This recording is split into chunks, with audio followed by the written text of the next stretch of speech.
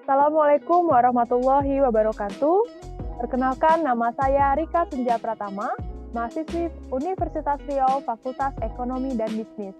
Yang terhormat Profesor Dr. Hajah Hasnah Faizah AR, SPD MHUM, dan teman-teman yang saya banggakan. Terima kasih pada kesempatan kali ini saya akan memaparkan terkait filsafat ilmu dengan topik kemajuan ilmu dan krisis kemanusiaan. Kemajuan ilmu dan teknologi yang semula juga untuk memudahkan urusan manusia, ketika urusan itu semakin mudah, maka muncul kesepian dan keterasingan baru, yakni lunturnya rasa solidaritas, kebersamaan, dan silaturahim. Di mana keresahan tersebut sangat besar karena perkembangan ilmu itu tidak ada seorang pun atau lembaga yang memiliki otoritas untuk menghambat implikasi negatif dari ilmu. Penemuan teknologi, televisi, komputer, dan handphone telah mengakibatkan kita terlena dengan dunia layar.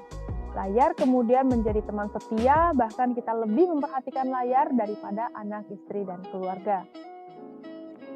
Ini adalah beberapa indikator menurut Naisbitt ya pada bukunya terkait era informasi menimbulkan gejala mabuk teknologi.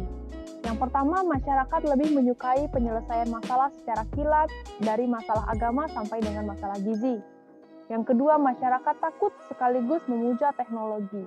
Yang ketiga, masyarakat mengaburkan perbedaan antara yang nyata dengan yang semu. Yang keempat, masyarakat menerima kekerasan sebagai sesuatu yang wajar. Yang kelima, masyarakat mencintai teknologi dalam bentuk mainan. Dan yang terakhir adalah masyarakat menjalani kehidupan yang berjarak dan terenggut. Nah, ini menurut Profesor Amsal Bakhtiar pada bukunya, teknologi yang sedang melanda kehidupan kita sekarang ini seperti teknologi layar. Layar tersebut membuat kita terpinggirkan dari sebuah kebutuhan mendasar.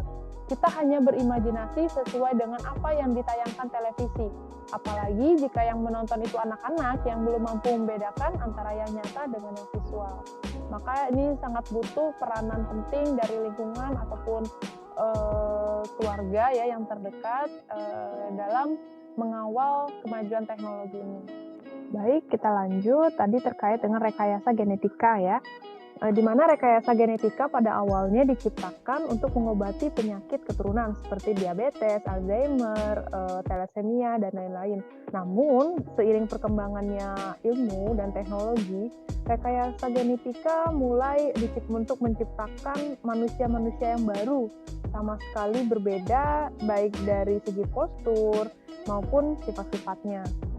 Karena itu wajar, kemudian timbul kontroversi di berbagai negara.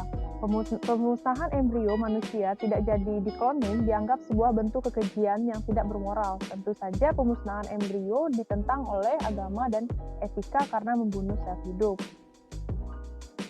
Nah, agar tidak kehilangan eksistensi kemanusiaan dan terhindar dari krisis kemanusiaan, maka kita harus berjuang untuk membebaskan diri dari kungkungan teknologi, kembali ke eksistensi awal yakni manusia yang kreatif dan dinamis.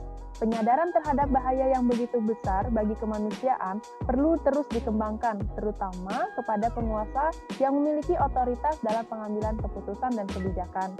Teknologi bukanlah tujuan akhir, tetapi hanya sekedar sarana untuk memudahkan urusan manusia.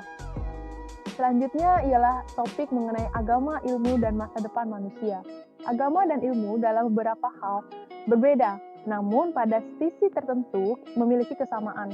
Agama lebih mengedepankan moralitas dan menjaga tradisi yang sudah mapan, cenderung eksklusif dan subjektif, sementara ilmu selalu mencari yang baru, tidak perlu terikat dengan etika progresif.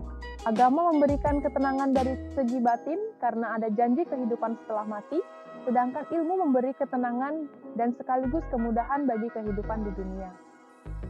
Ilmu pengetahuan dan teknologi memakai rasio, akal yang tajam.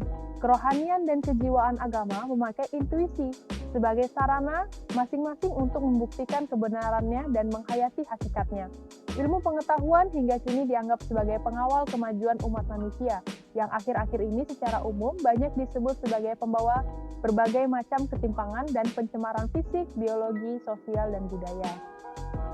Nah, harapannya perkembangan ilmu dan teknologi begitu spektakuler di satu sisi dan nilai-nilai moral yang bersifat statis dan universal, di sisi lainnya juga dapat dijadikan arah dalam menentukan perkembangan ilmu dan teknologi selanjutnya. Sebab tanpa adanya bimbingan moral terhadap ilmu, akan dikhawatirkan kehebatan ilmu dan teknologi tidak semakin mensejahterakan manusia, tetapi justru merusak dan bahkan menghancurkan kehidupan manusia itu sendiri. Nah, ini memang sebenarnya harusnya dijadikan prinsip bagi kita semua.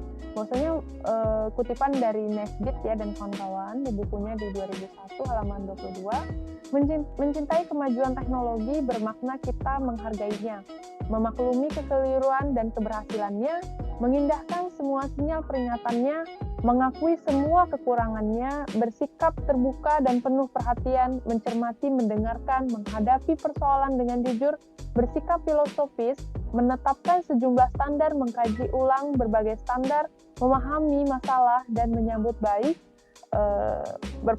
pendapat semua kalangan dan profesi.